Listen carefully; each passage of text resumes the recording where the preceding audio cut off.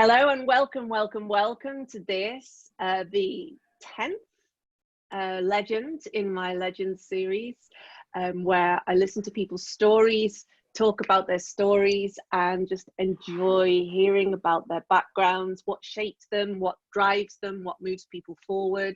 Today, I'm absolutely delighted to introduce you to one of my great peers and people who are in my community, and it is Nina Cataldo. Hi, Nina. Hello, thank you so much for having me on this with you, Sarah. I'm so excited to be here. Me too. I'm absolutely delighted to have you here as well. Again, same as the previous podcast, it is absolutely roasting here. We're just in the, well, we're in the middle, I don't know what part of the middle of the COVID pandemic in 2020, depending on when you're watching this, but it's mid-August in Japan. And where are you right now, Nina? So I'm out in Niigata Prefecture, out in the mountains in Miyoko. Yeah. It's a little, it's hot, but it's a little less hot compared to Tokyo. So it's a nice place to be out in the woods. Great. I'm in Zushi and it is a super hot day today, and I just posted on my Instagram stories that I'm taking an aircon day today. And what that means is, even though it's beautiful outside, even though I live 5 minutes bike ride from the beach, I'm staying inside aircon today. You have to give yourself those days, don't you? So let's get into it, Nina. I'm just going to give you a quick introduction and then we'll get right into your story. Okay, so Nina was born and raised in Japan until she was 8, when she moved to the USA with her American dad and her Japanese mom.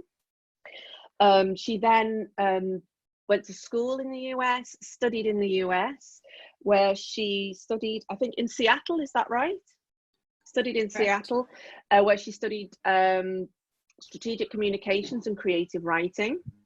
Then when she graduated, she returned to Japan in her early 20s, and went and worked for a publishing company where she helped to publish a couple of books. And then she got bitten by the bug of Peace Boat, which is a big boat that goes around the world spreading cultural joy and happiness and training people and teaching people on board. And so last year in September, she embarked on a voyage with Peace Boat, quit her job, took a massive leap of faith, and that leap of faith led to many leaps of faith.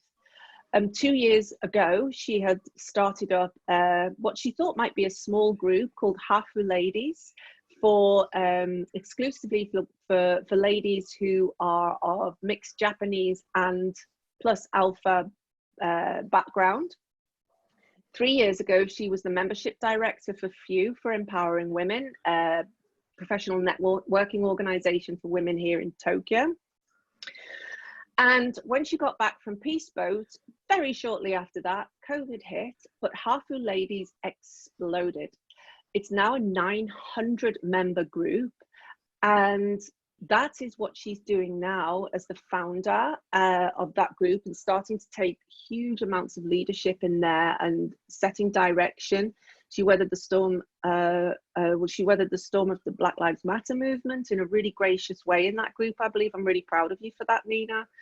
And she's also a freelance travel writer and communications specialist. And she specializes in building community, and she specializes in visiting communities and communicating what's going on there. So it's beyond just travel writing. There's something extra that Nina brings with her background there. Very exciting is that she's soon to register Hafu Ladies, or she's soon to register an LLC under which Hafu Ladies will sit, along with other projects I don't know about yet.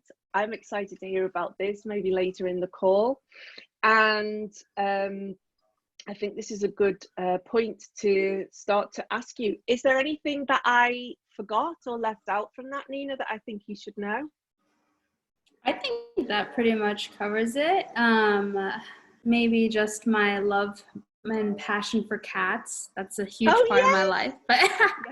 But besides that, in terms of professional life, that basically covers it all.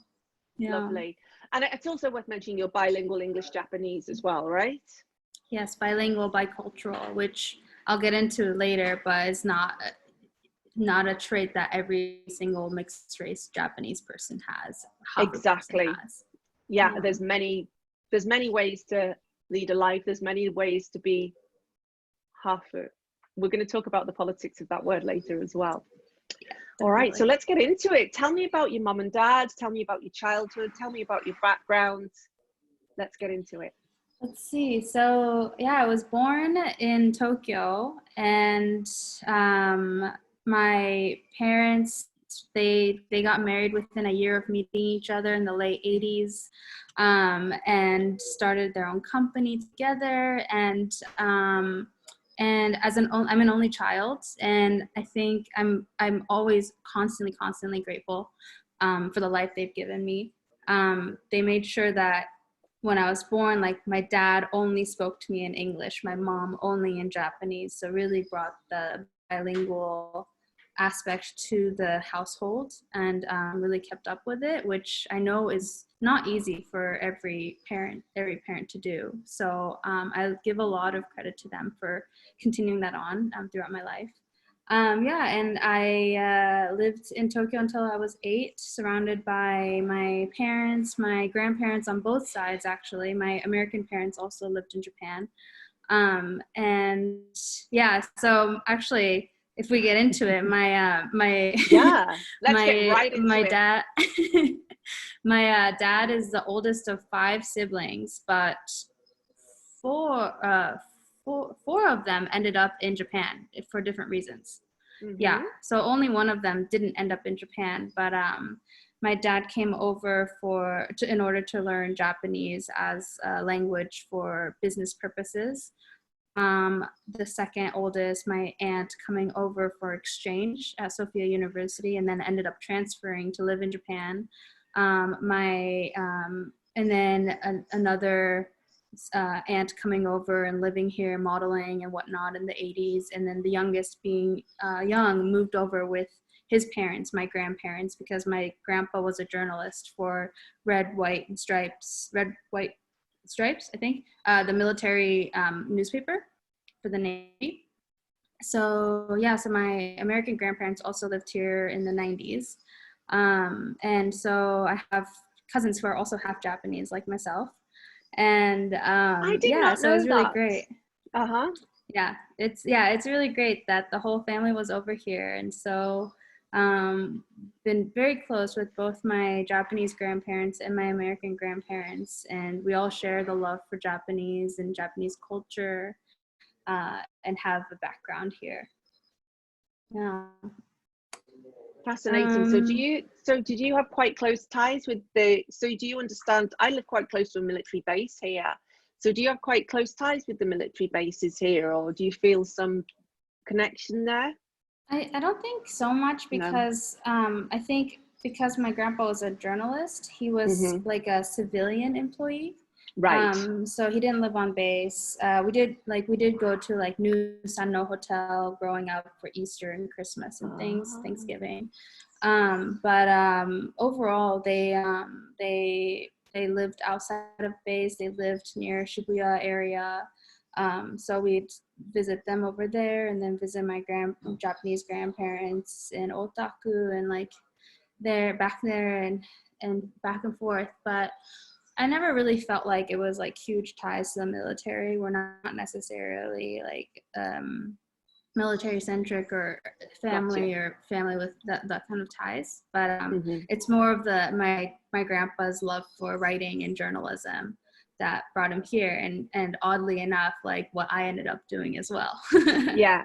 Well, these ancestral lines are really, really interesting, and I was saying this on the previous podcast as well, is I'm really interested in ancestral lines at the moment, and the idea of 7 generations back and 7 generations forward, and that's who we do our work for. So it's not only for ourselves, which it definitely should be for ourselves first, and then the people around us in our communities, but we're also thinking about our ancestors back and our ancestors forward. So this is absolutely fascinating. And your dad lived in a European country for some time, is that right? Yeah, so he grew up in Frankfurt, Germany, because again, for military purposes, my grandpa was based in Frankfurt. So yeah, my dad grew up from the age of 5 until 19, living in Germany, going to international school there, and still very, very close with his international school friends, the way I am with my international school friends from Japan. So again, right, family ties, it's all very similar.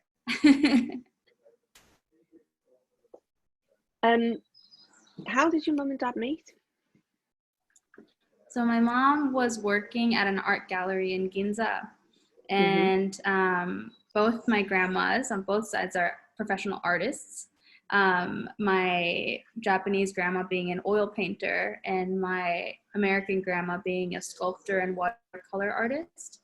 And so because of that, my dad has always had love for art as well. He actually started off college as a pottery major, and then switched over to business. but so he walked, from what I hear, he walked into this art gallery one day in Ginza to check out art, and my mom was working there, and they ended up keeping in touch and kind of doing like a language exchange once a week at a Wendy's nearby. And my dad would call her to talk, and partially I think to practice his Japanese, but partially for whatever other reasons. And yeah, and then they were married a year later. And the funny story with that, they say it was a misunderstanding, and I don't know if they'll kill me for saying this, but my dad was like, let's move in together. And my mom, being traditional Japanese, was like, moving in together must mean he's proposing. And so then like they started getting ready to get married, and then they were. So and they're still together after 30 some years, so it's fantastic. So lovely. And so you're an only child. What kind of influence do you think that's had on you? As a young child, it was a part of me that was filled with complexity, I think. Well, I think I saw so many other kids have siblings, and I was so jealous of that. And I remember like asking parents for a sibling when I was little. But my dad was very firm in knowing he wanted only one child. And I think it just worked out with my mom in that way. And you know, this is their biggest investment in life is me. So I'm very lucky that they put all their eggs in one basket, being me, and really giving me the best life I can have. Any kind of lessons I wanted to take, they were up for it.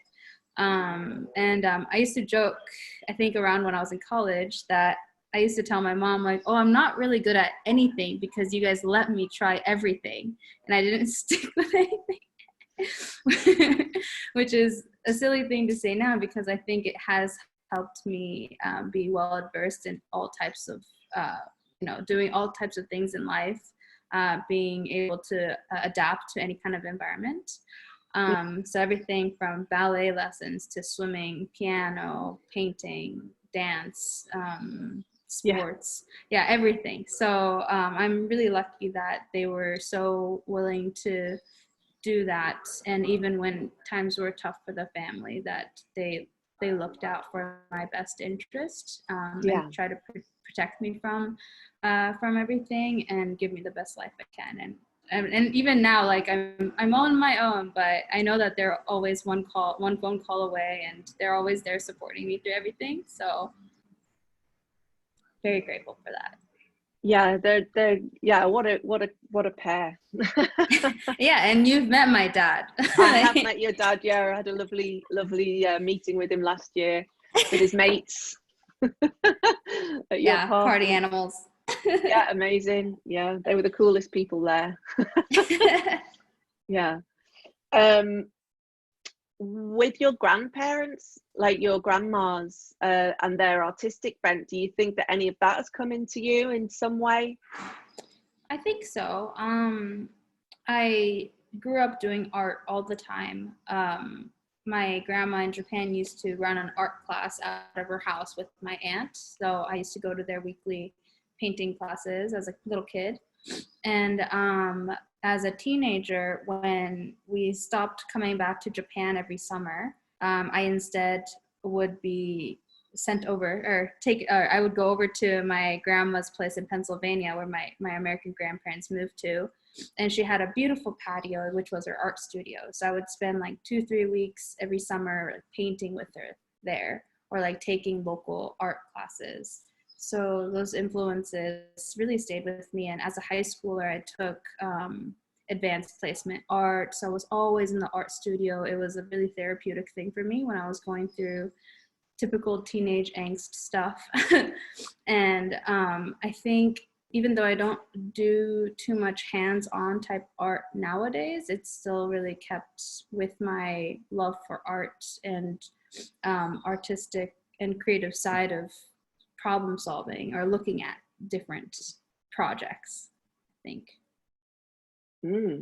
So the creative side when you're looking at different projects, because creativity comes in all kinds of different ways. I think people can be artistic in, for example, you have great sense of style.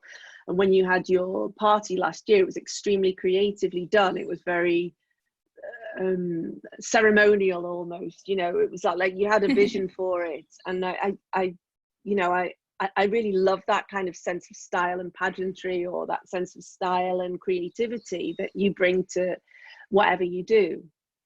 Mm-hmm. Yeah, definitely. Yeah, it's ingrained in me, and I love thinking out of the box and coming up with how to be, you know, creative and unique and memorable, whether it's for a client or for my own party or whatever. So yeah, it really stays with me. Yeah, love that. Really love that. Okay, so let's move on. So let's think. So Nina is born, and you're here for 8 years. What was the first 8 years life in Tokyo? We lived a very international lifestyle. I think because I went to international school, I really, again, I had my American family and my Japanese family here, so really getting the best of both worlds in that sense, being surrounded by other families who are very international, and at the same time being protected by my parents in that sense. So I was really shy. I was actually really, really, really shy and really much like a mama's girl, always like hiding behind her. Yeah, and it was a pretty cushy, nice lifestyle, I think. My parents had their own company, but they worked out of the house. So I was lucky that I always saw my dad and my mom around. And yeah, and at the age of 8, they decided that we were going to move to the United States. And I don't remember this, but apparently I locked myself in my room for a whole day because I was very upset about it. And I think,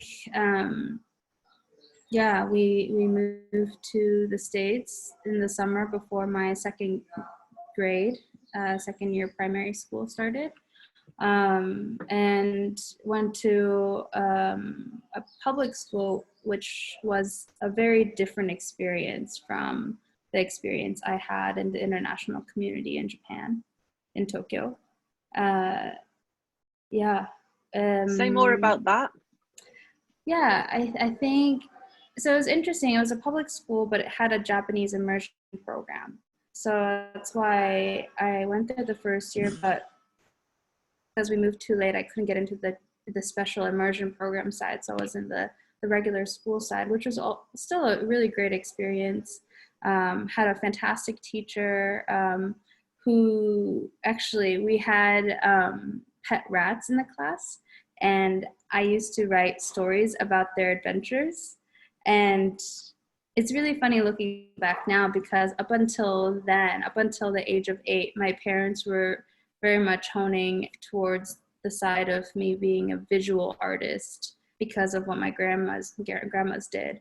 But then I started writing when we moved here, and it was the first time, you know, I had my own Mac computer, the colorful one, and could like type up stories.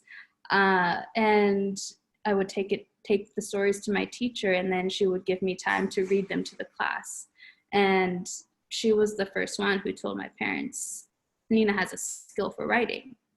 You should really, keep that in mind. And my parents were like, writing, like, didn't think about that at all. Especially, I think sometimes there's an understanding that bilingual kids tend to be a little slower at learning languages. Yeah. And definitely, I was in a pretty low reading class. I remember my kindergarten and first grade class, but I don't think that necessarily has to reflect the writing side of things, and the creativity side of things, and expressing myself. So that teacher, Miss Monroe, she was the first one who told my parents about that, and since then kept writing, and writing. Yeah, amazing. I love that. And I mean, there's a whole conversation there to be talked about, like kids who have like double languages at home, or who come from countries where English is not done in a received English style, and how they're treated in school. But that's for another day. That's another podcast. Miss Monroe, 2 questions here. The first one is, what do you think the influence of her, how would you call it, like sponsoring you, championing you, something like that, like her recognizing you, her verbalizing that to you, and now, who are those people for you now in your life, and how do they help? So the first question is, like, what was the influence of Ms. Monroe's championing you? I think I didn't realize it at the time, but it was a really tender push towards things that could have been and were cultivated more. It wasn't like I wrote one story and she read it and was like, good job. She read it and she's like, let's take time for you to read this to the whole class, and then encouraged me to write more. So I probably wrote like 7 or 8 different short stories around the pet rats we had in the class. I wish I could find them now. I'm sure my mom has them somewhere. So do I. I think we should publish them, dear. I hope you're going to have a publishing arm to your business. Yeah, Adventures of PG and Snowball. It was. Oh my God. I've got goosebumps. I don't know why. I want them to be published. Come on. Oh my gosh. It's so funny because these rats used to get out of their cage, and there was this little hole in the classroom that they would always sneak into. And so I wrote stories around the world inside that hole looked like. And one of the ones I remember is the fact that there's like a disco inside, and they're like partying all night and dancing. Oh my God, I'm going to cry. I love this so much. I've got so much emotion rising now. I feel odd. I don't know what. Oh my God. Okay, promise me you'll do a publishing arm, or maybe I should start a publishing arm in my business and I can publish. What are they called? PG and Snowy. Oh my God. PG and Snowball. PG and Snowball. This is too good. Oh my God, and they had a disco in their little hole. Oh my God, yeah, it's too good. It's funny too because I'll revisit it, but I took French all throughout middle school and high school, and whenever we wrote stories in French too, I'd always bring back like me and my girls going to the disco and things like that. I always like loved writing about like dancing and things. I got into trouble for that in high school, which is silly. But I think that kind of nods to the fact that I still love that now and play music from, every once in a while and things like that. So it all connects with each other. Oh my God, so good. And you do throw a great party as well. And you've become a DJ too, right? I forgot to even put that in. You were a DJ. You've been in a band. Yep. Okay, props to PG and Snowball for sowing that seed out in their little hole. Yeah. It's awesome. Oh my God, so exciting. Okay, so the second question is like, do you have some of those champions now in your life, and how do they, like, what do you think is the influence? And for your kind of community, your Hafu ladies, is this something that you would recommend to them? When I spoke to Angela yesterday, she said once she overheard somebody about 7 or 8 years ago, one of her mentors, Matthew, saying that girl's going places, something like that, or one of her first things, and she overheard that and was like, oh my God, this is happening. It's like these little nudges that people give you. Tell me about how that translates now. Who are your Ms. Monroes now? I think Yeah, I could pinpoint a handful of people who've been influences like that in my life, including you. And I think um, when you see that little gold nugget in someone, you really want to help, turn that into something bigger. And a lot of times, like, you could do something really little and you don't know if that's going to turn into anything big. But if someone tells you, like, this is awesome, like, this is great, like, keep grinding at it, then you're going to work on it, and then it's going to grow into something bigger. I definitely, I could say Miss Monroe was one. Obviously, my parents, my mom is a huge champion of that. Same with my art teacher in high school. She was a big influence in my time as a teenager. And then one or two teachers in college. And then my manager, my boss at my first job at the publishing firm. They were all really big believers in what I did. And if I had an idea, because I'm definitely a big idea person more than the detail-oriented kind of person. Yeah. But they tell me, just roll with it, try it out. If you want to do this, if you want to, you're hired as a salary, you're hired as an employee at our company. But if you want to work as a writer on the side, keep doing that. We encourage that, and that's helped grow my life to be what it is now and something bigger. And that's a huge influence, even with Hafu Ladies and being the founder, because I see a lot of amazing members in there that I champion for and encourage and want to support and mentor in the ways I can at my age.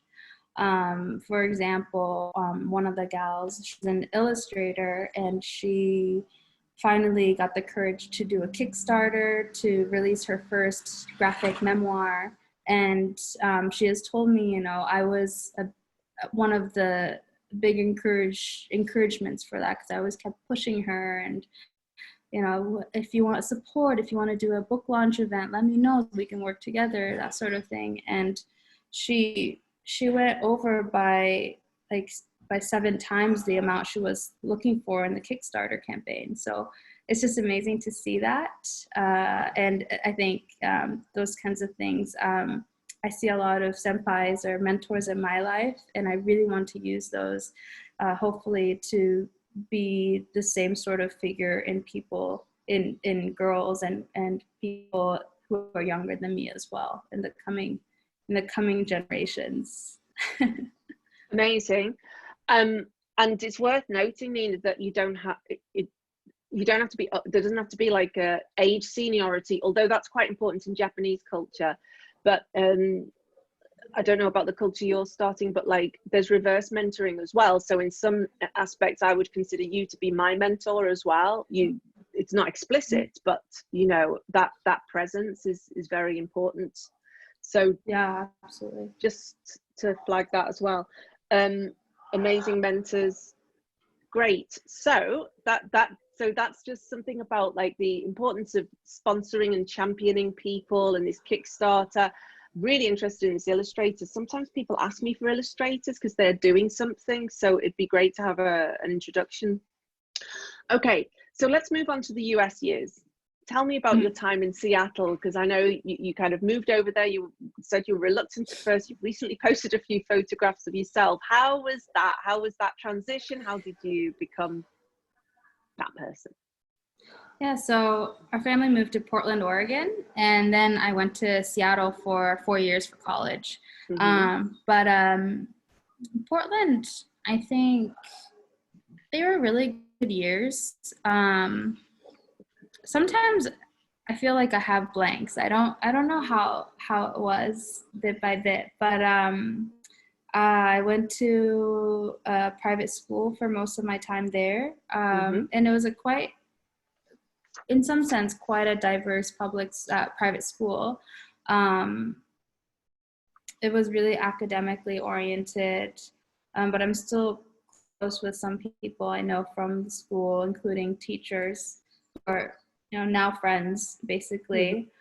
And then for high school, for the last 4 years, I switched over to the public school in my district.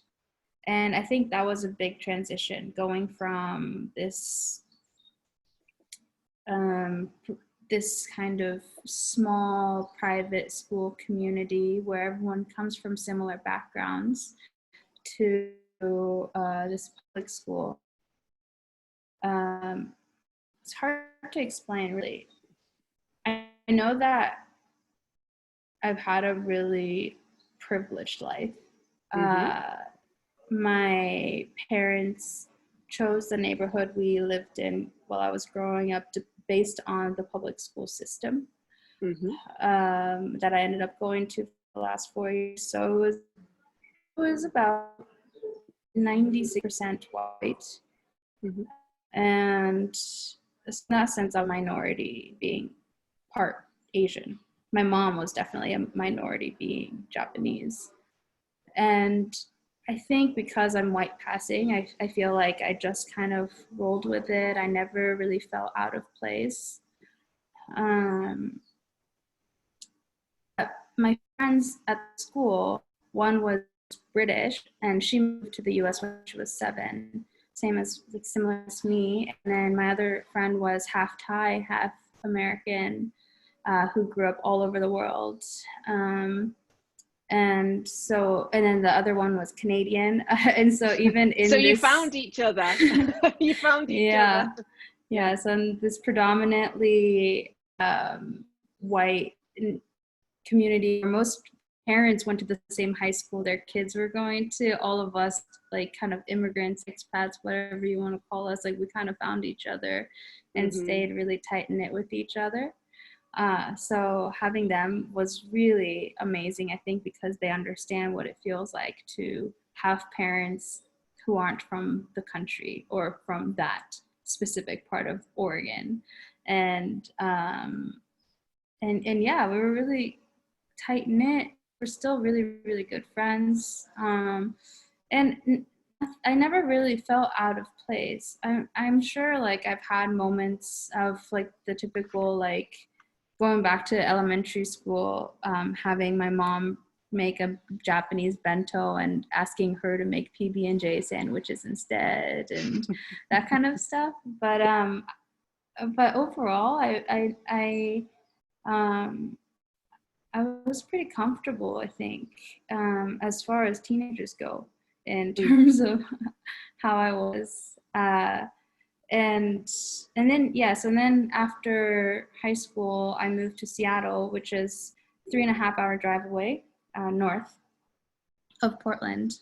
And there as well, I went to a very small university in the middle of the gay district of Seattle, a Catholic university in the middle of the gay district. And that was a really great experience too. My roommate was from Hawaii, and she was a mixture of all different backgrounds and races as well. And she and I are still good friends.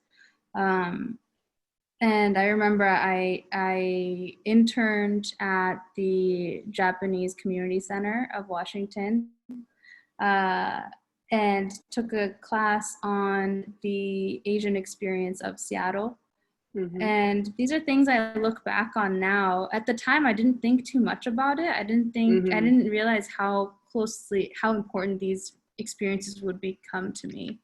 But at the time, I just took these classes because it worked out, sounded a little interesting. I had to do the internship through this class I took.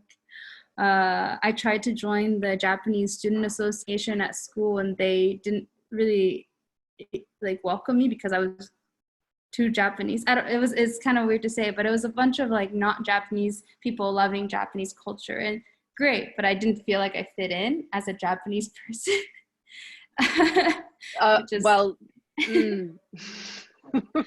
There's a lot. Yeah, okay. Yeah, that makes a lot of sense, actually. So it was interesting. But I found myself in different organizations that I felt really at home with. I'm interested in just revisiting that. So you said that was interesting. I mean, we've just had a quite high culturally high context cultural conversation there, where I think we both understand what we're talking about, but the people listening or watching may not. Can you just say a bit more about that, coming in and being too Japanese for the Japanese fan club? But say a little bit more about that. Yeah. So you, I think you think like if there's a group on campus that's it's called Japanese Students Association. Oh, I'm gonna find fellow Japanese folks there. I'm gonna find people who are maybe like half Japanese like me. And that's the kind of mindset I went in with, thinking I could speak in Japanese and connect with people who know Tokyo the way I do, or something like that. And I go in and it's a bunch of people talking about anime and talking about, oh, do you watch this YouTube channel, that YouTube channel? And I'm like, I don't know any of those things. I don't listen to J-pop. I don't watch anime that much. I don't read manga. And so in terms of the exported culture of Japan, I didn't really understand. And so it made it really difficult in terms of finding common ground. It wasn't like I have Japanese roots. And there were some people who had Japanese roots, but it was very different from my experience as a non-Nikkei type of Japanese person in America. Nikkei meaning someone who is born and raised outside of Japan but have Japanese roots. So, for example, Brazil having the biggest Nikkei population outside of Japan. And there's a lot of Japanese Americans in America and a lot on the West Coast. So I just felt kind of out of place and didn't feel like I could connect. And to be honest, I think looking back on it now, I think I really lived my years in college like for lack of a better term, like a typical white girl. Just a typical teenager, a typical college student. So that was my experience. So Nina, go ahead. No, go ahead. One thing I note about you is that you know, when I've seen you speaking at events or seminars or on podcasts and so on, and also in our personal relationship, is you don't tend to dwell on you're very optimistic. Now, that's not to say, obviously, in our relationship, we have a lot of conversations which are less than positive, but you don't kind of, you don't stay in victim status very much. You don't dwell on that stuff. It seems that you've been able to kind of move between things quite well. I wonder is there anything you could put your finger on or put that down to? Because I'm really fascinated by this thing. Not having any children of my own, I watch people and wonder, like, what is it what's the common ground for people who kind of take a lot of ownership and just seem to enjoy their lives more? You've mentioned privilege. That could be one thing, but then I know plenty of privileged people who wouldn't tell the story the way you tell it either, or who aren't as happy or optimistic or can do in their lives. That's really, it's an interesting question. I think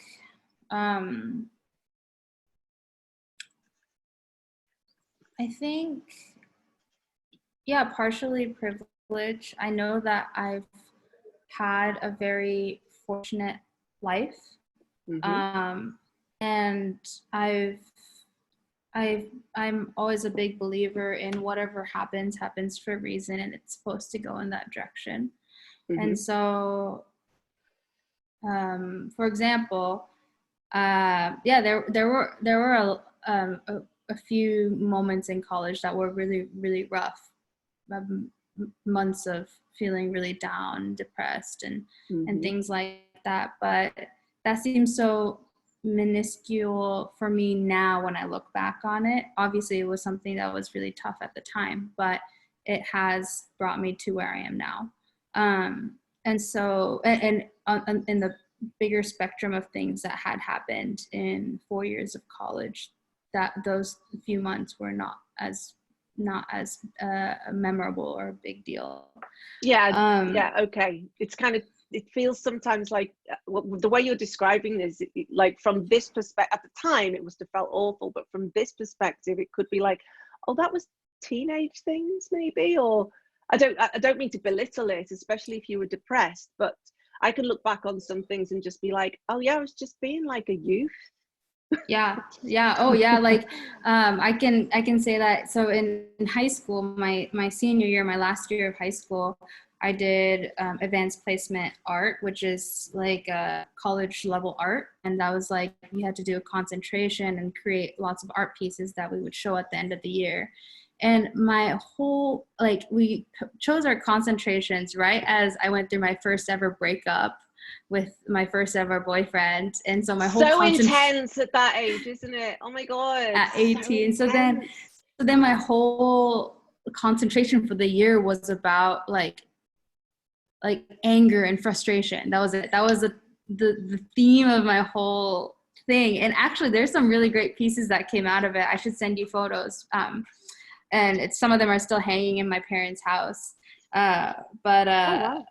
Yeah, but that was, that was such a big deal at the time. And I can see why it was a big deal, and I acknowledge that. But compared to the things now, it seems like not so bad, because that was 10 years ago. Yeah. Great for younger listeners to hear that as well. Not to belittle anybody's experiences, but like as life goes on, you get more and more, and sometimes they become smaller. Not smaller, but they become, with perspective, they're putting into some kind of perspective. That's why I always get people to do their life story, the lifeline activity. So going back to your question though, I think everything just builds on itself. And I think everything does happen for a reason. Like, I studied abroad in Japan for a semester when I was in college, and I hated Tokyo. Made a huge declaration on Facebook with a status being like, I realized I came to Japan, I'm never gonna live here again. Never living here again. And now I'm here for 5 years. So yeah, but that experience and me not liking the experience, I think led to me, when the opportunity came to come back, I said, let's give it another go and see how it could turn out. And then your Facebook status was like, about that other status. I'm just kidding. Delete. Didn't exist. I never said that. Yeah. What? Yeah. Who said that? Yeah. Awesome. So you just, the way that you stay positive and stay out of victim status is by saying everything happens for a reason. That's your kind of your way of maneuvering. Yeah, also I think if you give bad experiences power, then it takes over you. But if you take the power away, and you have the power to turn it around, you have the power to change the narrative, right?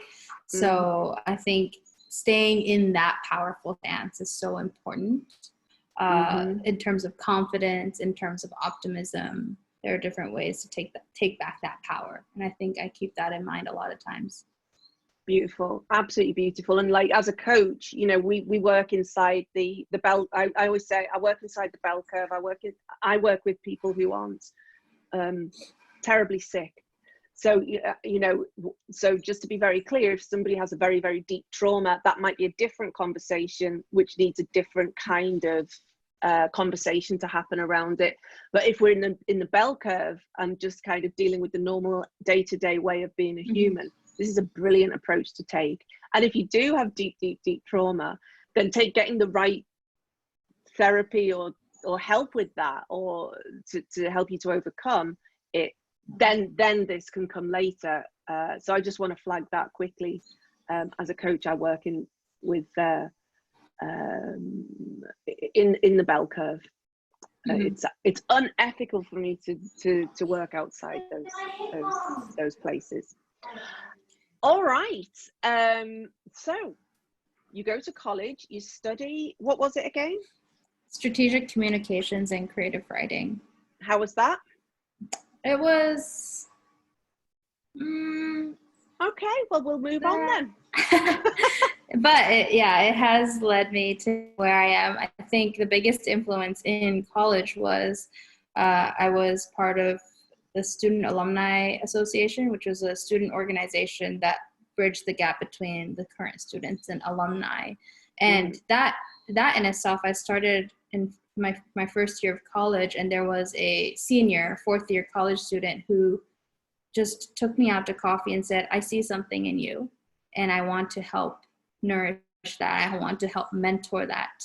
And so she believed in me and appointed me as an event co-chair. And that led to being vice president and then president of the organization. And I'm still very close with the Alumni Association, and I'm actually starting back up with the alumni group for my university soon. And so again, having that person believe in me and foster that potential in me, I still look back and think being part of that organization and having that leadership experience was the most valuable part of my 4 years in college. So, and again, here's another Ms. Monroe coming in and saying, I see something in you. This is so important. It's really important. Okay. So you graduate college. What happens next? So 6 months before I graduate college, I was in Japan for New Year's and went out to lunch with this boss of a publishing firm who I did some freelance work for when I was studying here as a student. And yeah, he asked what my plans were after college, and I was like, maybe Peace Corps, Cambodia, maybe, I don't know. And he's like, well, we want you to come and work for us in Japan. 6 months, 1 year tops. I was like, 6 months, 1 year tops. Okay, I can deal with that. And so I moved over to Japan 3 months after I graduated college. And 5 years later, I'm here. For the first 4 years, I worked at that publishing firm. And at the 4 year mark, I quit in order to sail on to new adventures. So what did you learn at that job? Because I mean, I think for the guy who hired you, and probably maybe me as well, knew that was kind of a for now job. It was not going to be your future. Tell me where I'm wrong. No, you're absolutely right. And he's someone who's actually known me since I was born. He's someone that my dad also did business with, so lucky to have that connection. That isn't to say, I didn't get this job because of my dad. I'm really proud to say that, but that those connections really help. And he also, my boss, saw something in me, and he knew that this wasn't a forever job. And when I was deciding to quit, like, he was the one who nudged me towards that. He was like, you've been here for 4 years, maybe it's time for you to explore something else, which I was already thinking. So it was really great that we were on the same wavelength about that. And he's a great person. We still do some business together, and he's very much, his motto, even though it's a Japanese company, his motto is efficiency. If you're done, go home, which is very un-Japan like, un-Japanese like. So I've really appreciated that method of working. He lives near me, right by the sea, is that right? Yeah, he lives in Hayama. That's the seaside attitude. That's the seaside attitude. When you're done, go home, get to the sea. So it was I think some Japanese companies are very strict about doing work outside of your company, but my company was very much like, oh yeah, do that, oh yeah, go there. So they let me take a whole month off to go volunteer in Nepal and go trekking, or like they let me really cultivate my writing side, my passion for writing. And let me take some days off if I needed to travel somewhere else in Japan to write about it. And so they're really supportive of that, and understanding that this job wasn't the only path for me.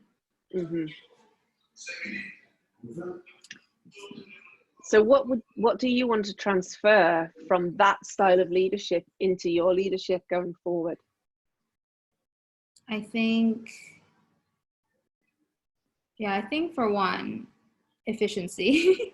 Yeah. I think I'm very much like work. I think when you give people the power to work at their pace or like work with a bit more freedom, people are a bit more willing to do things in a gung-ho way. I don't know if that makes sense, but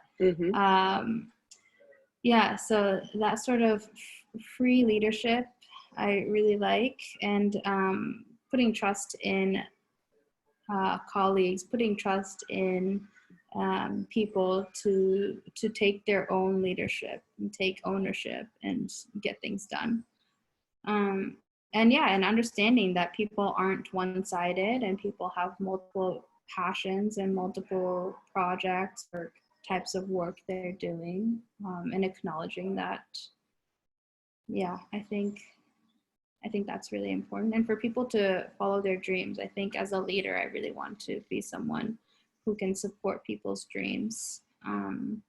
And I think, as you say often, which I really admire, and I also try to say as much as possible, how can I help with that? How can we help? How can I support you in that?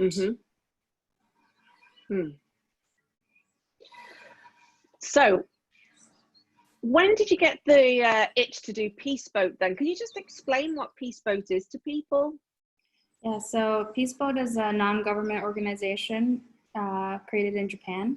Yeah. Started by college students at Waseda University in the 80s. And it was a ship that were to bring people from Japan and Korea together in the midst of tension between the two countries, so that students from the two countries could learn from each other and learn about the conflicts and move towards a more peaceful relationship together. So it started off as that and has now grown into, I think, about 4 or 5 different voyages a year of over 1,000 people, and you travel all around the world, a whole circle around the globe for 106 days. There are some that are shorter, but the typical ones are about 100 days, a little over.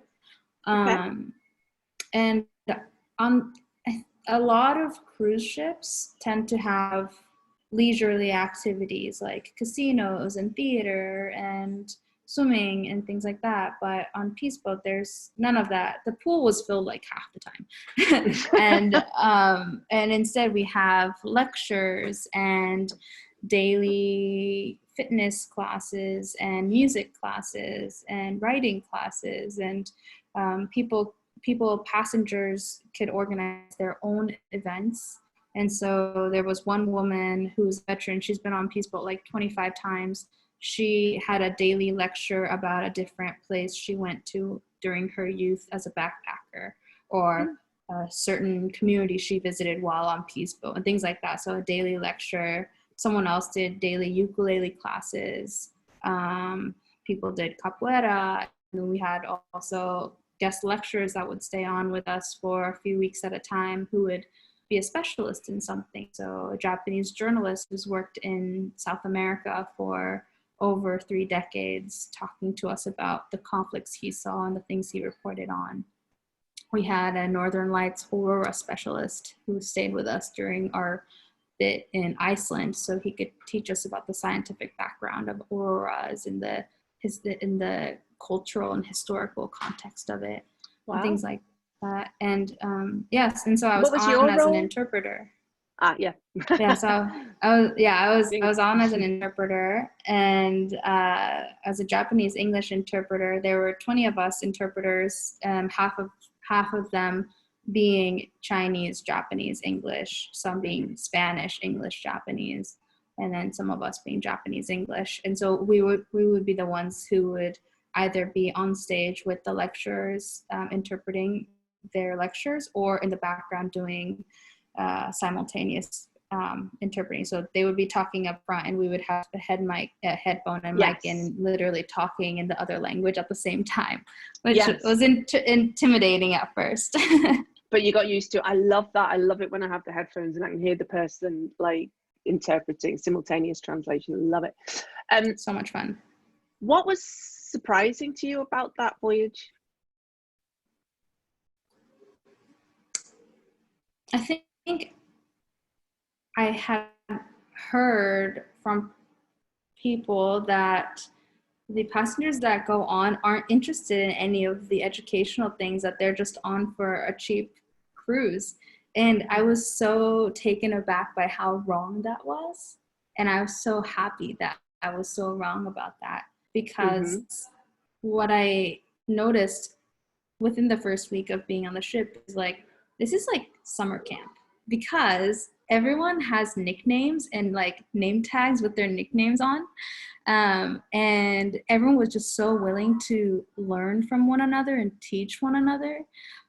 People would go up like every morning, like they would have like a board for the upcoming week, and people would be waiting like a lottery system so they could put their event up and where they could teach or facilitate a workshop or whatnot. And so people were just so into the learning environment. I think at times it was even more stimulating than parts of college. So, and the fact that like that was in this environment where the youngest was 2 years old and the oldest being like 98 years old. What? Yeah. So that diversity in generation and age in itself was such a fascinating environment to be in. We had our cruise didn't have a lot of kids. We had about like 8 kids. They have a Montessori school on board as well. So there were about 8 kids, and these kids would just be like running around at times. And it's like, where's their mom? Where's their dad? But it doesn't matter because everyone knew these kids and everyone would help take care of them essentially. So Yeah, it's so cool to see the kids growing up in that environment. And I love that kind of environment so much. It's like, I think it should, the way that neighborhoods have been. Yeah, maybe I like it. It's good. Yeah. So it was really cool to see that, because every voyage has their own theme, and ours was to really live up to a diverse environment, be diverse. And you look around and it's like 85% Japanese people. So in that sense, I was like, how is this diverse? And that's such a naive thing for me to say, right? Yeah. Such a naive and ignorant thing for me to say. But it was so great to see how I started to understand the different ways diversity came out, in terms of, age, generation, backgrounds, experience. There's just so many different things. So it was just so cool to see everyone connecting with one another in that environment. So many ways to lead a life. Well, that kind of, so like that influenced, so let me just put this together now, because I want to kind of start to move into the final part of this where we talk about what you're doing now. And so you started Hafu Ladies as a Facebook group in 2018, is that right? And then that was September 2019 that you went on Peace Boat, and then you came back and then it really took off, or it started taking off prior to that. So I just want to try and put the pieces of the puzzle together here for the kind of recent history of all of this. So what prompted you to start up Hafu Ladies? How did that Peace Boat experience inform how you run it? And then what kind of, I mean, it took on a life of its own again during COVID and during all these conversations around race and anti-racism work, and now it's gone into a whole new area, and now you're going to start an LLC which will include that. So take me on this journey. It's a fun one. Yes. So going back to what I was saying about growing up in the United States, I never really felt too out of place. It was only after college when I came back to Japan when I decided to come back to Japan, everyone in college was telling me, "Oh, you're so brave for moving to another country." And I was like, "What are you guys talking about? I'm going back home. Like, I'm going back to where I came from," kind of thing. And so to me, it was like, no big deal, no big deal. I'm going back to my motherland was the way I saw it. And then I arrived in Japan, and for the first time, besides college, like that it was different, but for the first time as an adult living on my own, not with my family and parents around, and I thought I was coming back to where I was born and started, and yet the society around me was treating me as a foreigner. And that really hit me that, oh, being half Japanese really, to a lot of people in a cultural context, still means I'm a foreigner, or I'm not Japanese. So it really hit me hard then. And it took me about 2 years until I found that there was a half Japanese community, a Hafu community. And at this point, during the first 2 years, I'm still really close friends with my international school friends from Tokyo.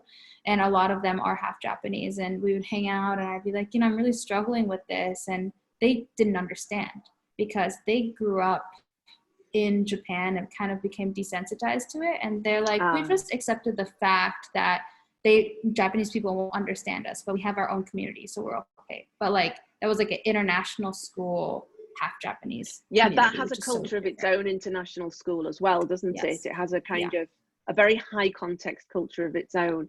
Was it Nishimachi that you went to? Yes. Okay, so that's one of the international schools that's a little more integrated, is that right? I think so, and it's a lot of families that work for embassies and families that are it's one of the oldest international schools in Japan. Right. So in that way, so no, there's the British school, there's the American school in Japan. Nishimachi's got, my estimation, is a slightly different flavor. Mm-hmm. Yeah. Anyway, this is nuanced. It's probably not interesting to anybody besides you and me, so let's move on. So a lot of them couldn't relate or sympathize with the struggle I was going and discovering as an adult. And so fast forward 2 years later, I found out about project Hafu to Hafu project, and through Tetsuro, who's the photographer of this project around half Japanese people, I found that there's a whole Facebook community that exists out there for Hafus, for half Japanese people. And so I became really involved with it, and it was just like occasional get together at pubs, hanging out, chatting about food on the Facebook group, things like that.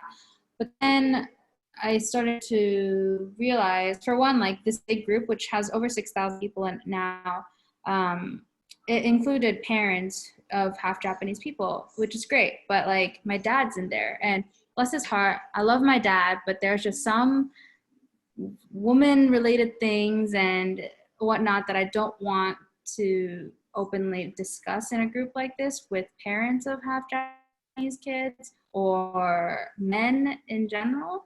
And so I felt like there was a need for a group for women and female identifying people who we could talk about these issues more in a more of a safe space, and find ways to educate each other, educate ourselves, and celebrate the accomplishments we have and who we are. And so I started the ladies after I actually invited about 5 half Japanese girls I met through different parts of Tokyo. I invited them to brunch. We all got brunch together. And I was like, so what do you guys think about having an all women's Hafu group? And they're like, yeah, go for it. And I think everyone's like, yeah, of course, and didn't think too deeply into it. But I was like, okay, I'm gonna create it. And I did. And it grew and grew. And it's really interesting, I think, to see the difference between the Hafu ladies group and the conversations that happen in our group compared to the 5 or 6 other Hafu groups that exist on Facebook. Because some of them are like, we strictly only post Japanese food photos and movie recommendations, things like that. And nothing wrong with that. Like that's the niche of that group. Yeah. Things like that. But I didn't see any other groups where people, like women, would come to as a place to talk about you know, like citizenship issues, or talking about just like relationship issues, or just like more in depth. Like we have a monthly academic reading circle now and like that. So just the kind of like another level of conversation that we can have that I don't see in a lot of other groups. So yeah, I think even our group, with that understanding that I wanted to make it like an educational and like empowering group, at first I didn't know how to take it into that direction. It's all experimental, it's going with the flow, what worked, what didn't work. And I, yeah, so before I left for Peaceboat, about a year into starting this group, I think there were about 300 members. 300, and it was a bit more casual at that time. Yes, like kind of social group. Yeah, exactly. It was a social group. We tried to meet for like brunch or dinner once a month or every 2 months. It was that kind of thing, and it really kind of contained itself in Tokyo because that's where I was, and that's the capacity I had to move and organize events. But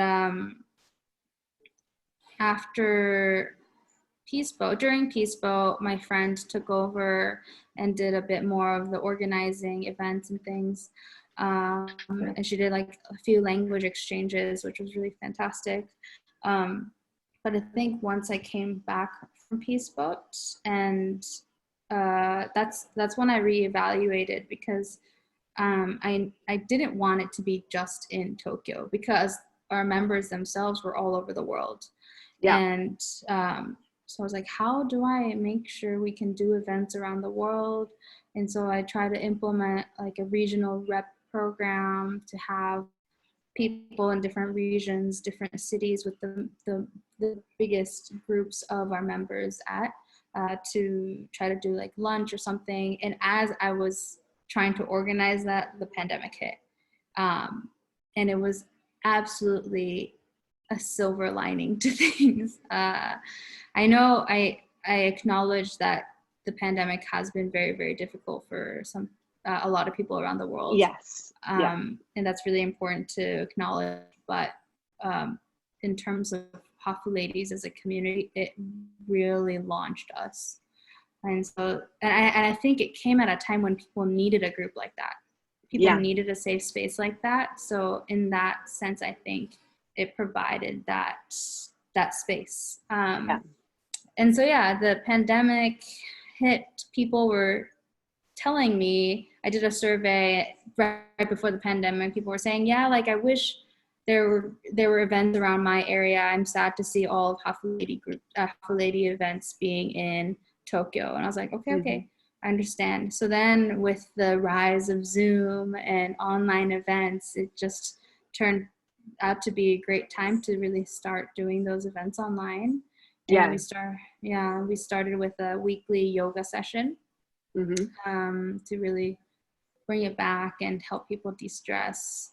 And then someone came to me saying, I want to have a workshop discussion around the way Asians are portrayed during Corona, during COVID-19. So that was our first discussion. And then because of the people that participated in that, someone else said, I want to talk about, the connection of race and language. And so people just started opening up and wanting to hold events. And we were just able to do that a lot more. And that helped us grow, I think. And you're really advocating for and promoting Hafu Ladies in this space as well, right? So you're working with them to try and have those practitioners in there and to create the, you know, the Hafu lady magic. Mm-hmm. Yeah. So yeah, that's when I rebranded our 3 pillars to be to educate, embrace, and empower. Say more about that. Yeah, so education, it's about educating ourselves, one another, and to educate people outside of our community about what Hafu people go through, what mixed race people go through, what women go through, and that, you know, that translates into like some of the workshops I do outside of the community and things. Yeah, so education. So say more about that. So just I just want to kind of deviate a little bit here. So education, you said something about the workshops and stuff that you run outside of this. So I know you've done a workshop at Few, and then some. I know parents, again, parents of Hafu kids are often asking you to support them in some way. And how do you? So there's a couple of things in here, Nina. How do you decide what you're going to do? Like focus.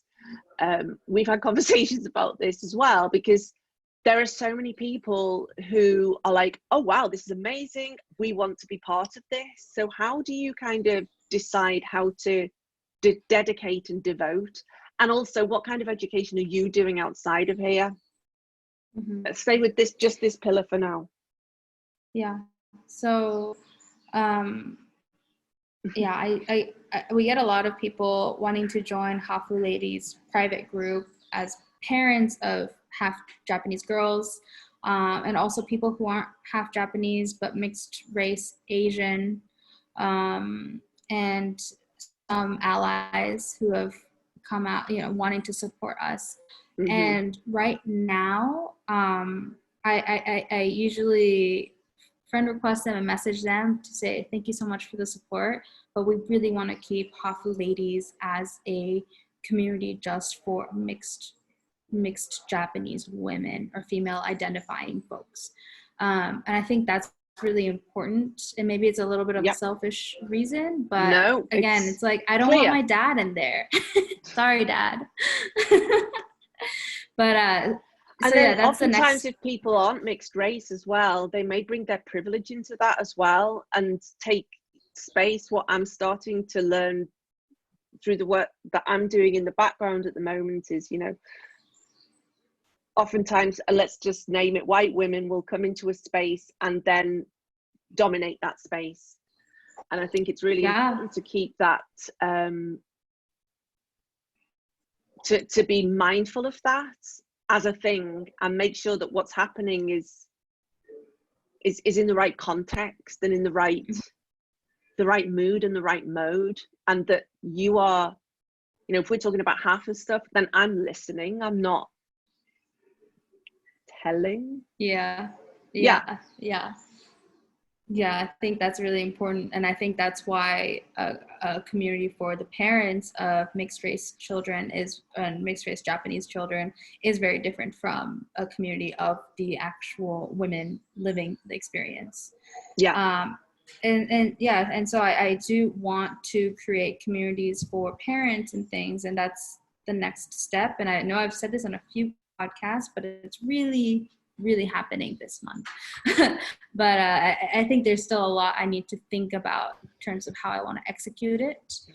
And I think it's okay to take time in that. So going back to the education portion of it, I think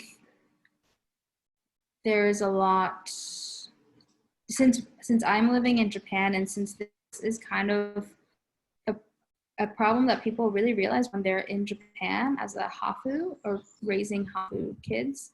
I do the outreach in terms of doing workshops with predominantly Japanese communities, so that they understand what mixed race Japanese people go through, and a lot of times the reality of how they're treated or what's considered microaggression and things like that. And I think if those kinds of outreach workshops can even influence one or two people to change the way they interact with Hafus to be a more kind and caring and mindful way, I think that could make a huge impact on the people they interact with. So that's another, like, that's an outside of the community education portion that I think about. And also the fact that I still have so much educating to do for myself. And so these monthly academic reading circles that one of the members started, Aurora, she's amazing. I really am grateful for that, for her, for taking leadership of that and bringing the academic papers for us to read and things. And also looking at programs. I took a few online classes during the pandemic, and hopefully I can continue doing more of that academic side of things, research type things. In the coming years, in school, online, whichever it takes, whatever form it takes on. Yeah, because with the, in terms of systems coaching, we say the system will reveal itself. So when you say the group tells, the group suddenly decided they want this and the group started giving you this feedback, this is entirely ordinary. It's the group, it's, you can't decide exactly what's going to happen because the group will start to deliver back what needs to be happening for them. So that's educate. You've also been doing some workshops at NHK, is that right? Mm-hmm, yeah. Amazing. So how's that going? It was good. We had one and we have hopes to do more. Have not heard back about it yet, but it seems very optimistic. But it was a great opportunity. Partially, my friend posted about her friend who works at NHK needing some information on what's going on with the racial tension in the United States. And I immediately messaged her saying, I'm not Black and I can't speak on that experience, but I have spoken about marginalized communities in Japan from the Hafu perspective. And with the network I have, I think I can partner with someone who can speak more about this issue and together deliver something for NHK if your friend and the department's interested. And I think taking that ownership and just raising my hand really brought this opportunity to fruition. And and through another friend, I was able to connect with Joe, who's half Black, half Japanese, and together just we created this workshop that was awesome. For internal workshop for over 120 employees, producers, directors, news anchors for NHK, which is the biggest broadcast television. So that's like the BBC or what's the equivalent PBS. In America? PBS. Yeah. Yeah, I think. Yeah. So it was really fantastic to see that employees at NHK were willing to learn, to really show up. It wasn't just them showing up, they were really conversing and interacting with us in the workshop. So that was really great to see. Such important work, Nina. It's so important. And you're right at the edge of this. You're right on this edge. It's really, it's just great to hear that you were humble enough to raise your hand to that and confident enough to say, I'm going to do it. Like that kind of focus, that purpose, that dedication, that devotion, it's there, and that can propel you forward so much and help you to get over all those voices that say, oh, you're not good enough, you're not qualified, you haven't got a master's, or whatever it is that, are inner critic. Or as I was watching a woman you'd probably quite enjoy called, she's Beck's Life, Rebecca Haruki. She's amazing. And I think I've just said her name wrong. I feel embarrassed now. Anyway, she was talking about the inner asshole that lives in your brain this morning on her Instagram live. And I had my corporate group this morning. I said, I'm sorry, I'm going to say a rude word now. And we're talking about the inner asshole that lives in your head, but being able to get over that and then deliver this kind of value. Imagine if you'd said no and that opportunity had just flown on by. I'll admit one of the biggest mottos of this summer has been fake it till you make it. I've been saying that to myself a lot. Fake it till you make it. Yeah, and it's not even fake it till you make it. I think it is like I'm learning as I'm doing. Yeah.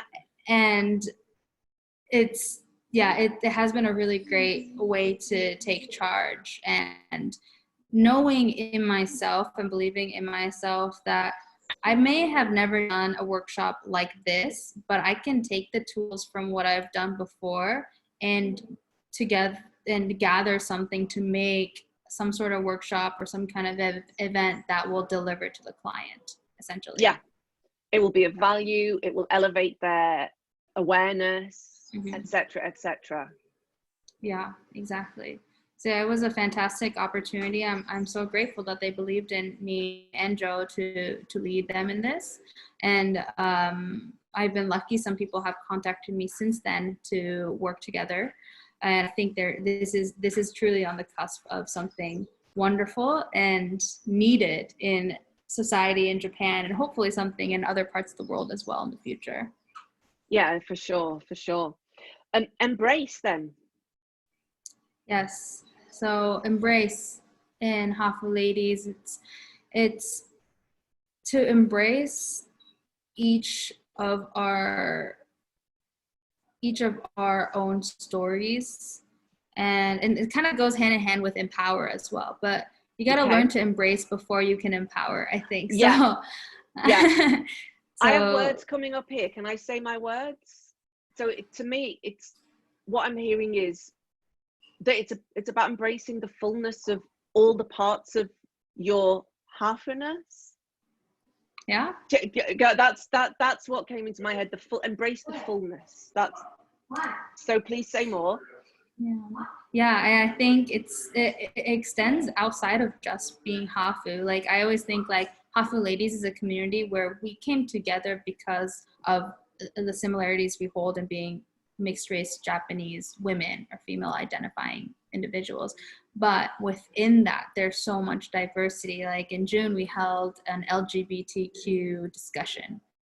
So the intersectionalities of being Hafu woman and something else, and how maybe the Hafu part of one person isn't as big of an identity as their queer identity or something like that. So there's so many different ways we can embrace one another and to really help people be proud of those different aspects of themselves, I think, and celebrating those differences and similarities.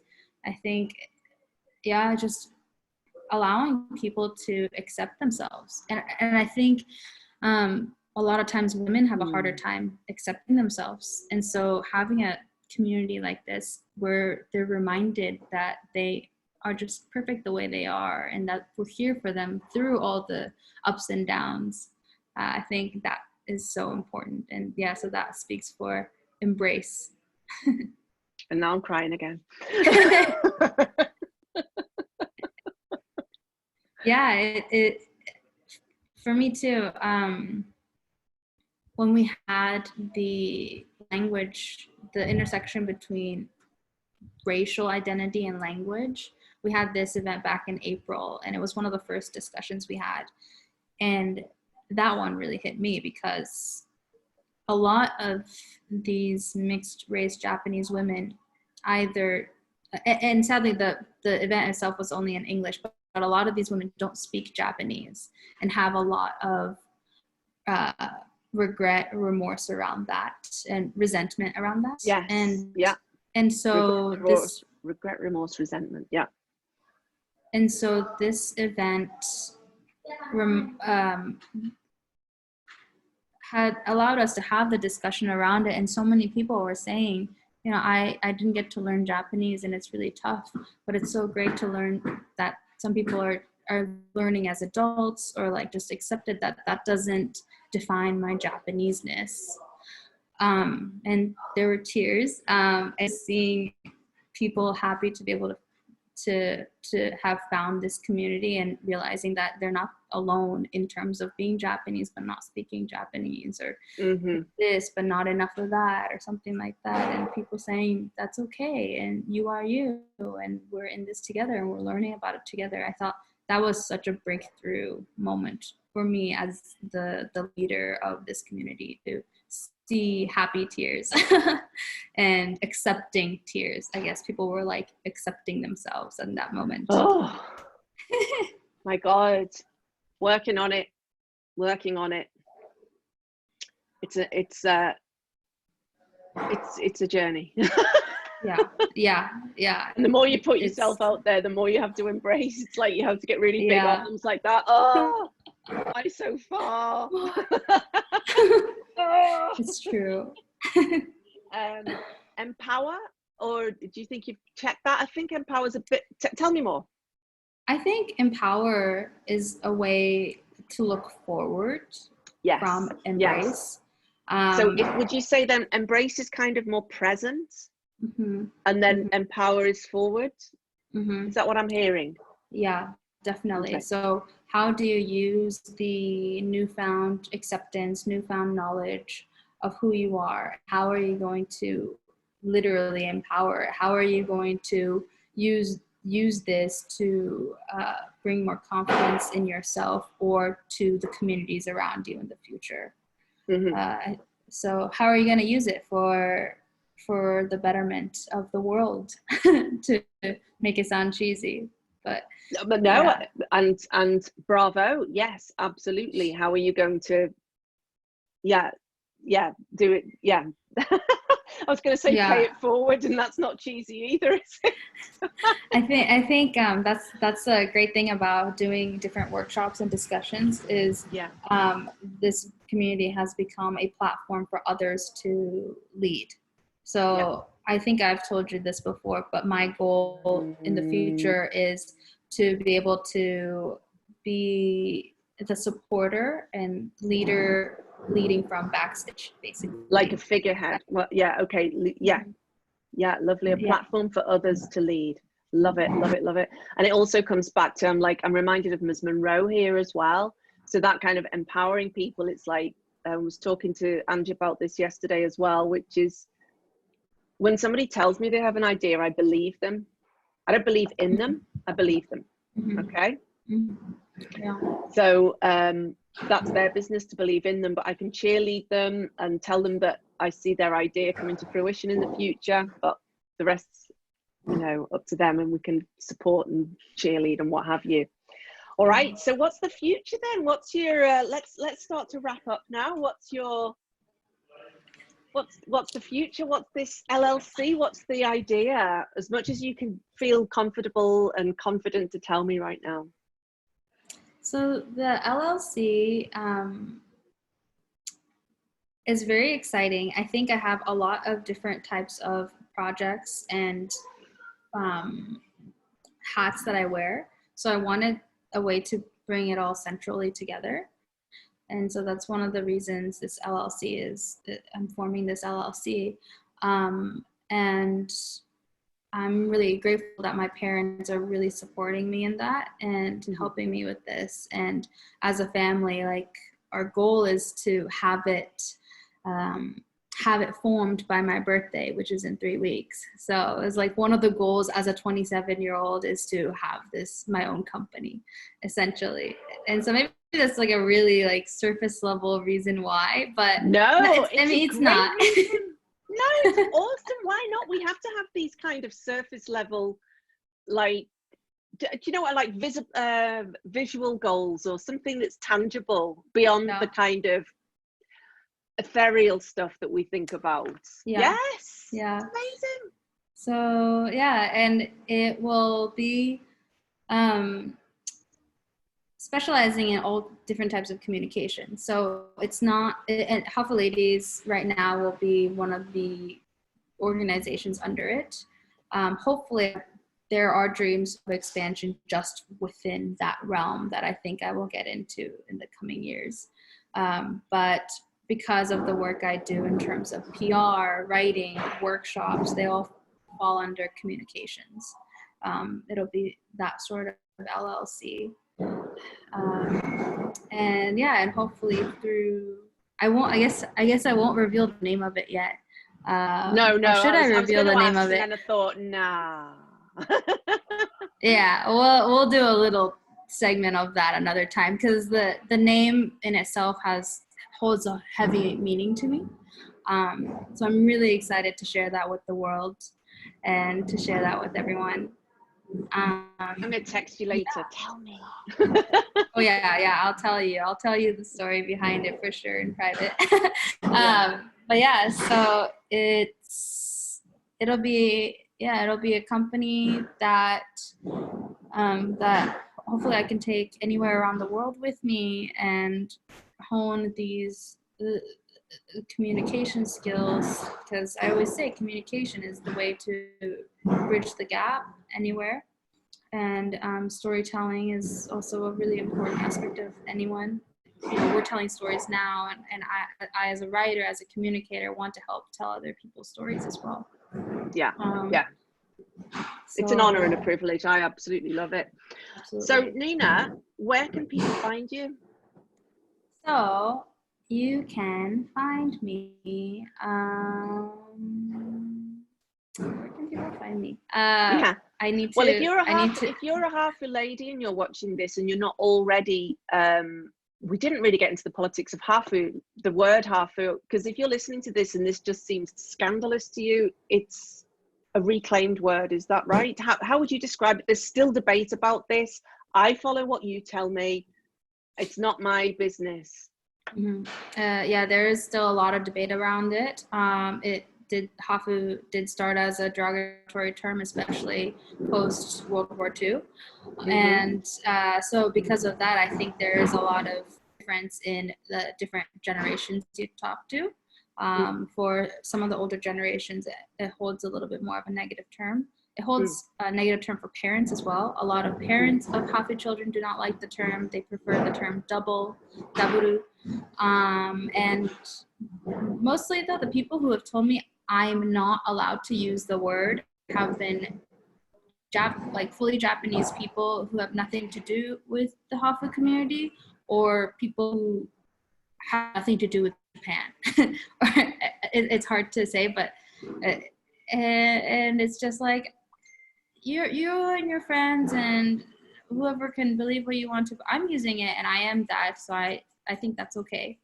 And it's a term that a lot of people believe have united us and brought us back together. So that's what I believe in, with respect to the fact that people can choose to use what words they want to use to describe themselves.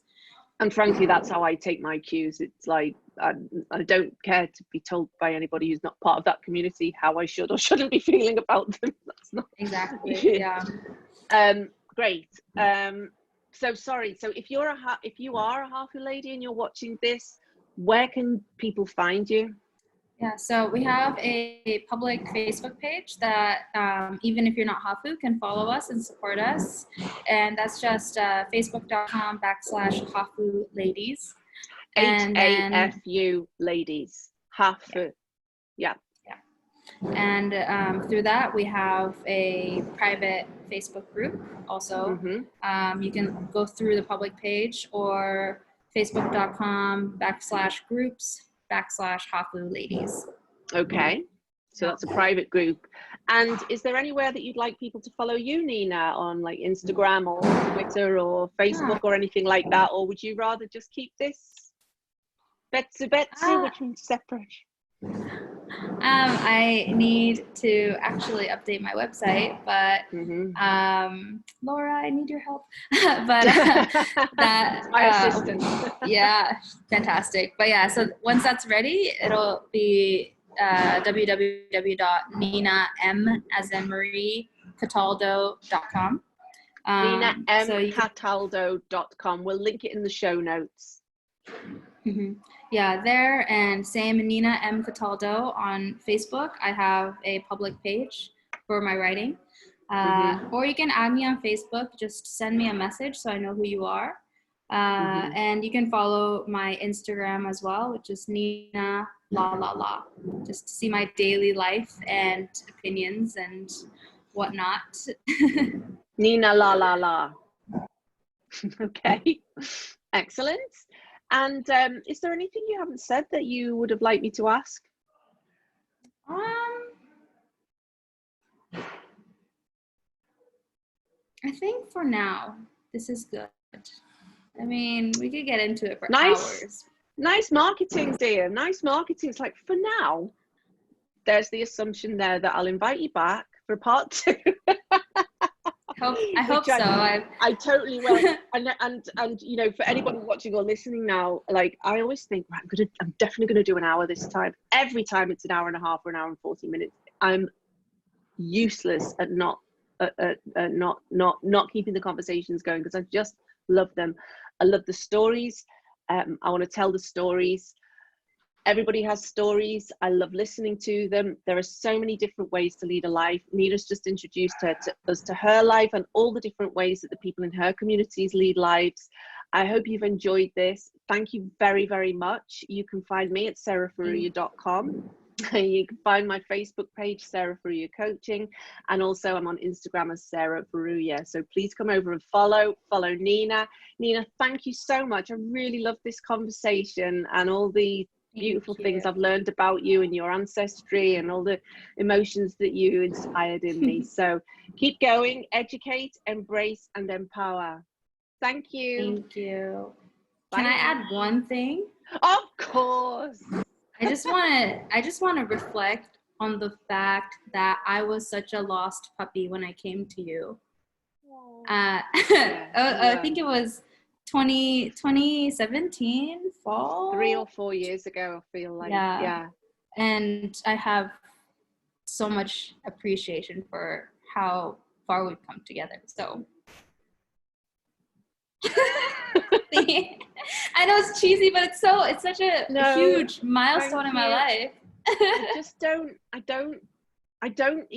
can't say I don't recognize that person, but you're one of the clients who the progress is so remarkable. Like, when I say the progress is remarkable, what I mean is it's so evidence-based, like it's so observable that I can't, like, it makes me, it's one of the things that gives me heart and courage and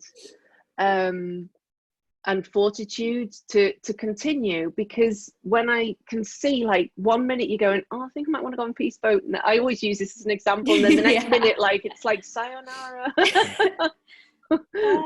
Godspeed, you know, that kind of thing. Or like, what's happening at the moment is happening so rapidly. It's happening. It's like with Angela's book.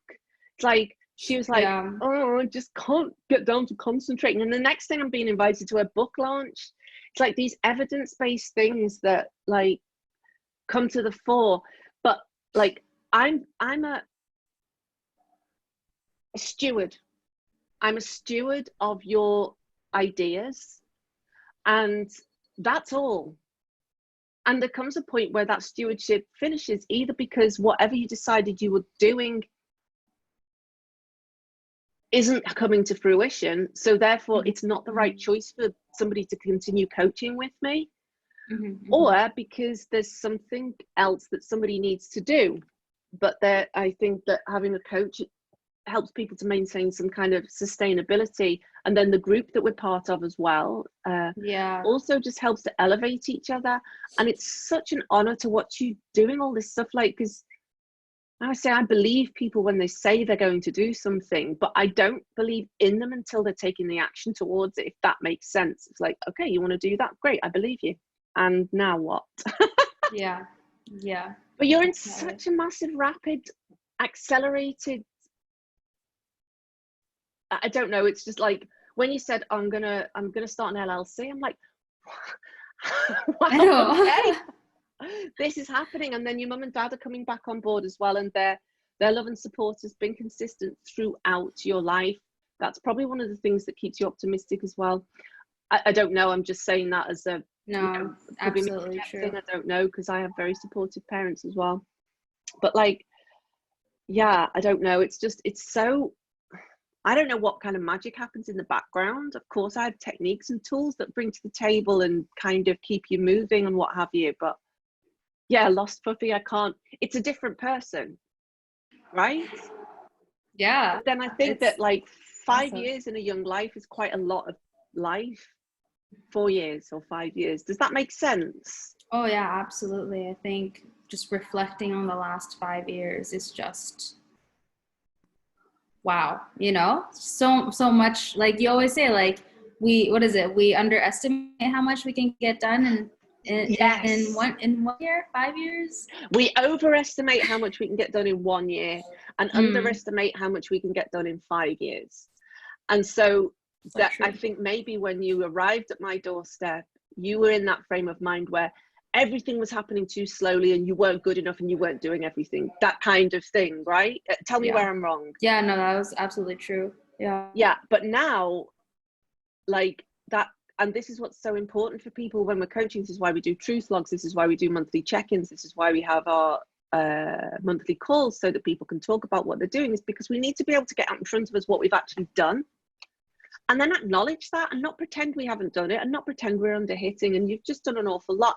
Maybe the turning point was about 1.5 years ago when you decided to do Peace Boat, and then you had to have all these difficult conversations with people, and that really accelerates person's fortitude. I think it's a very old-fashioned word, but you know, it's that from the Latin root for French, for strong.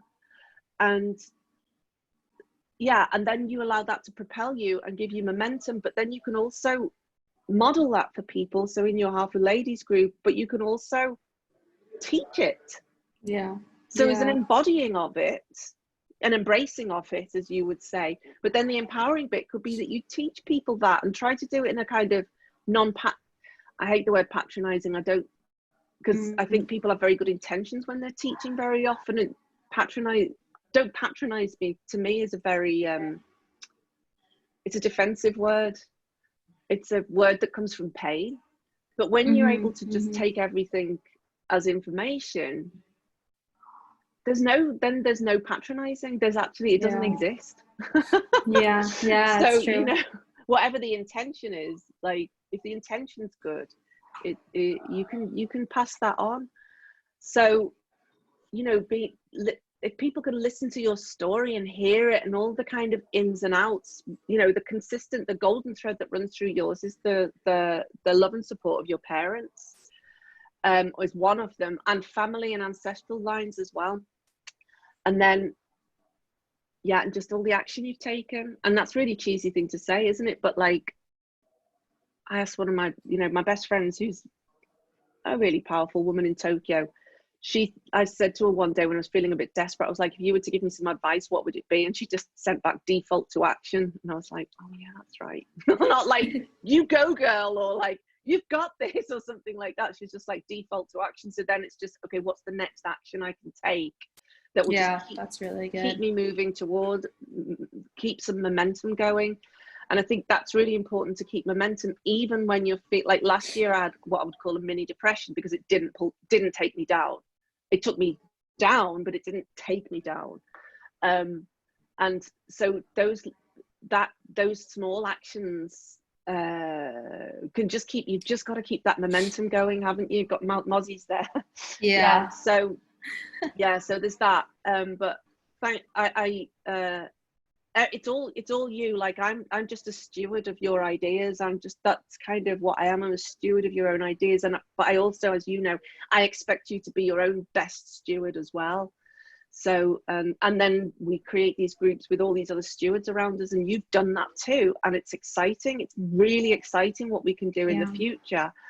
And, you know, I'm sure actually, no, this is not true. I think I'm like, oh, we should get in the Hafu ladies group, but I know it's not my space. It's not my space. I can make an offer to you. I can invite you to do this, that, or the other. And I can, you know, trying to add more kind of social impact into my own business. But it's not my space, but I love it. I love that there's this kind of magical world where the half girl magic's happening. And now that I'm being, go on. And you are going to be summoned into that. I know. We'll talk about this more later. Yeah. Okay. So let me tell you, that call to action from you, and I'm absolutely certain that none of the Sacred Council, who are looking after me at the moment to help me to be less racist, so that it helps Black women. I'm part of a group called The Evil Behind Your Love and Light. I think it's called The Evil Behind Your Love and Light, which I was like, okay, I need to educate myself on this. but no white person can just really educate me on this. I have to be part of this group, and it's a group of Black, Indigenous, and women of color, who they refer to themselves as BIWOC. And so it's, and they're educating a group of white women on how to be anti-racist. It is fierce, fierce work. Amazing. And one of the women in there, the woman who I mentioned earlier, Beck's Life, Rebecca Baruki, she put a call to action. She's in there every day going, she's got, her temperament's quite similar to mine in a way. She says she runs hot. Okay, that's what she says, she runs hot. I run hot too. And I get very enthusiastic and very animated about things as well. So, you know, I feel a little bit simpatico with her. She's much younger than me, I think. But she put this call to action out. She goes, make an actual offer in your actual lives. Don't just come here and consume us for $200. It was so cheap, stupidly cheap. Wow. And so I just was like, oh God, you know, I've got to do this. And so I was like, okay, how can I do this in the context of my environment? Because that's not actually my environment. My environment's here in Japan. This is where I live. This is not a holiday for me. This is my life. And so that's the day you got that, when I sent you that mail saying, I would like to support Open X Places to the Hafu ladies. I used to do this at Few, but I haven't had any feedback from that over the last couple of years. That's how you came to me, right? Yeah, that's how I started. So and it's go on. Yeah, and it's funny because literally like 2 days before you sent me that email recently, I was thinking about how could I bring Sarah into Hafu Ladies, because it would be so fantastic. But how would others feel about that in the community? But I was literally thinking about this. And so it's there. Okay, this is brilliant. So here's the thing. Maybe I don't come in.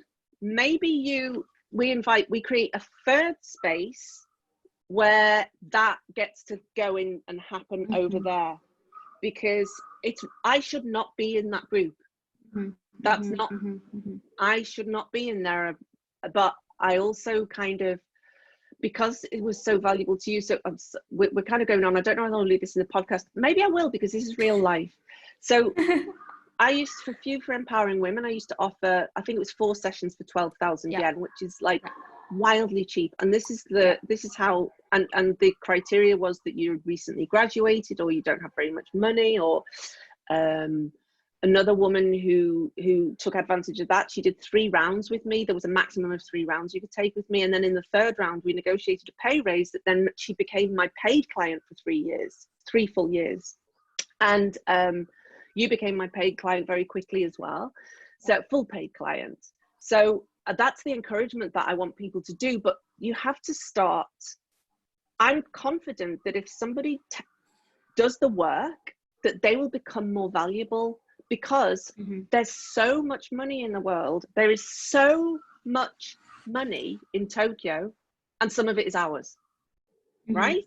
And just that alone, like if I just say that to somebody, even if it's $1 million, that's, some people wouldn't miss that. I would. But we know there's a lot of others. There's so much, like, and I'm not talking about some woo-woo abundance or something. I'm talking about actual cash.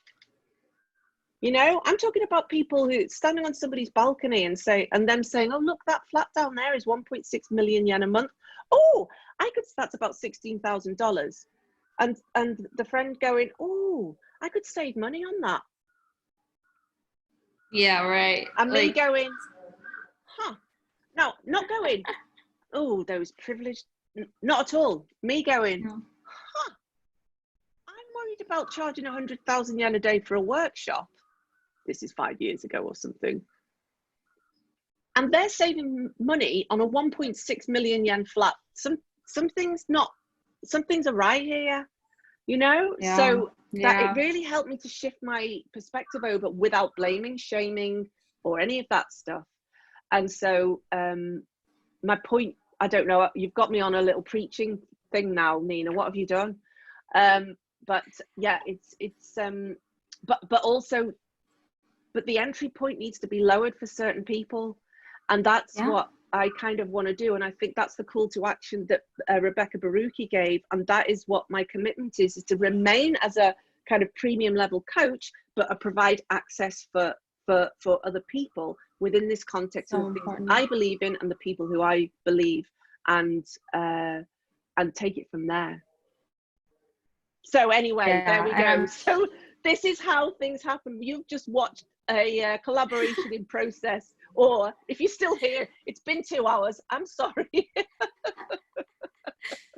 I'm so excited, just excited to see. Like there's so many things happening. Yeah. All right then, my dear. Thank you so much for this opportunity. It's been absolutely amazing. Thank you so much, Nina. And thank you everybody for watching or listening. Bye. Bye.